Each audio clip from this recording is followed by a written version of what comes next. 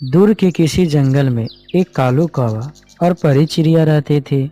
दोनों के घर आसपास में ही थे। परी चिड़िया बहुत मेहनती थी, जबकि कालू कौवा बहुत आलसी और सुस्त था। कालू कौवा परी चिड़िया को अच्छा नहीं समझता था। वो परी चिड़िया से बहुत ज़्यादा जलता था। इन दिनों जंगल में दाने पानी की बहुत कमी थी, इसीलिए दाने की तलाश में कहीं दूर ही जाना पड़ता था। ऐसे ही परी चिड़िया और कालू कौवा एक ही दिशा में दाना ढूंढने निकलते हैं। काफी दूर जाने के बाद एक ही जगह पर गेहूं के दाने दिखाई देते हैं। वह दोनों दाने के पास जाते हैं। कालू कौवा बोलता है, यह मेरे दाने हैं। इस पर मेरे पहले नजर पड़ी है, इसलिए मैं इसे पहले खाऊंगा। कालू भैया, आप तो ये बहुत गलत कर रहे हैं। हम दोनों की नजर एक साथ ही पड़ी थी, इसलिए दाने पर दोनों का हक एक ही बराबर है। कौवे को यह पता था इस दाने पर दोनों की नजर एक ही साथ पड़ी है, लेकिन फिर भी वह चालाकी कर रहा था। शायद सारा दाना उसका हो जाए। चिड़िया, तुम भी क्या याद रखोगी? चलो, मैं तुम्हें आधा दाना दे ही देता हूँ। कालू भैया, मेरे पास एक आइडिया है। कहो चिड़िया, क्या आइडिया है? कालू भैया, तुम तो जानते ही हो इन दिनों जंगल में दाने की कितनी कमी है। हम चाह रहे हैं कि इस गेहूं के दाने से खेती कर ले, ताकि हमारे जंगल में दाने की कोई कमी नहीं रहे। वैसे तो काम थोड़ा मुश्किल है, लेकिन चलो, अगर तुम कहती हो तो मान लेता हूँ। लेकिन जब फसल तैयार होगी तो मैं तुमसे ज्यादा हिस्सा लूंगा। कालू भैया, अभी तो फसल तैयार हो जाने दीजिए, तुम हिस्सा भी ले लेना। चलो, अब हम चलते हैं, शाम भी होने वाली है। हम चलकर अभी इस गेहूं को बो देते हैं। फिर कालू कौवा और परी चिड़िया गेहूं के दाने को लेकर अपने घरों की ओर चल देते हैं। वह पहले जाकर जमीन को जोतते हैं, फिर दाने को बो देते हैं और फिर नदी से पानी लाकर अपनी फसल को दे देते हैं।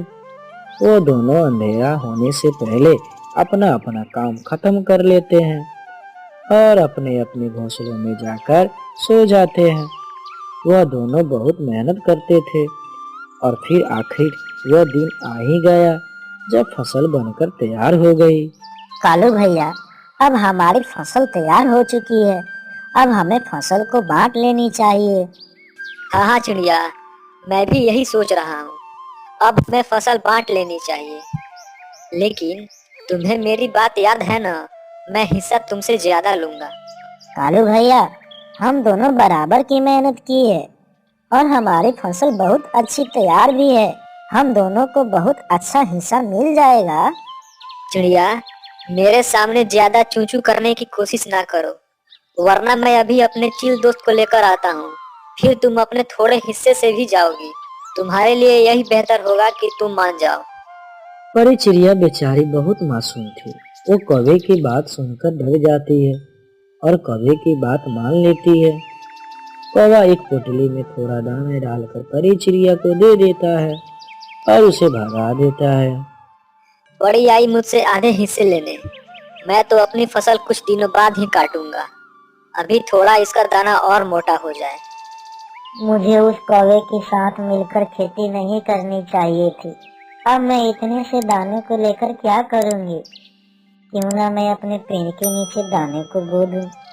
अब तो ये फसल मेरी अकेली ही होगी। बहुत सारे दाने आ जाएंगे। अगर मैंने इसको फिर से बो दिया तो इस बार पूरे साल भर का भोजन जमा हो जाएगा। और फिर परी चिड़िया ऐसा ही करती है। वो अपने पेड़ के नीचे खाली जमीन पर गेहूं के दाने को दोबारा बो देती है और बोलती है, हे भगवान, अब जल्दी बरसात हो जाए। अगर जल्दी बरसात हो जाएगी तो मेरी फसल बहुत अच्छी तैयार हो जाएगी। लेकिन इन दिनों जंगल में सूखा चल रहा था और जंगल में पानी की बहुत कमी थी और परी चिड़िया मन ही मन में प्रार्थना कर रही थी कि बरसात जल्द से जल्द हो जाए ताकि उसका फसल बहुत अच्छे से तैयार हो जाए। दूसरी तरफ कौवा अपनी आलसीपन के चलते फसल नहीं काट रहा था। ऐसे ही कुछ रोज गुजर जाते हैं। फिर एक दिन जंगल में जोरदार बारिश शुरू हो जाती है। परी चिड़िया बहुत खुश थी क्योंकि उसके फसल को पानी की बहुत ज्यादा जरूरी थी, जबकि कौवा बहुत परेशान था क्योंकि उसकी फसल तो तैयार थी और थोड़े से भी पानी की जरूरत नहीं थी। अगर ऐसे ही बारिश होती रही तो मेरी फसल तबाह हो जाएगी। काश मैं अपना फसल बरसात से पहले ही काट लेता। लेकिन बरसात तो ऐसे शुरू हुई थी कि रुकने का नाम ही नहीं ले रहा था।